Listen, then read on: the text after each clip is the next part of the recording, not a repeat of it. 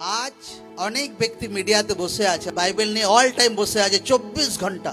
অভিষিক্ত অয়েল প্রার্থনা মতলব শয়তানি, আচ্ছা রুমাল দিয়ে প্রার্থনা মতলব এটা জাদুটোনা প্রসেস।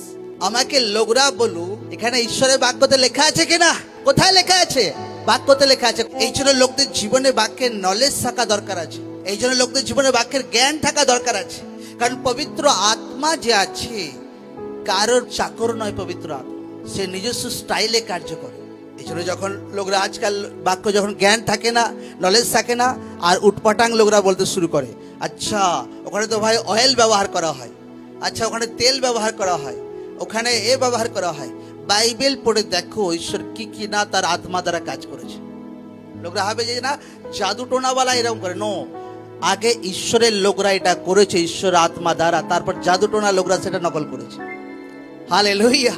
জাদুটোনা লোকরা আগে করেনি। যা কিছু দুনিয়াতে হয়েছে আগে ঈশ্বরের আত্মা দ্বারা ঈশ্বরের লোকরা করেছে, তারপর দুনিয়া সেটাকেই নকল করেছে। এই দুনিয়াতে যা কিছু হয়েছে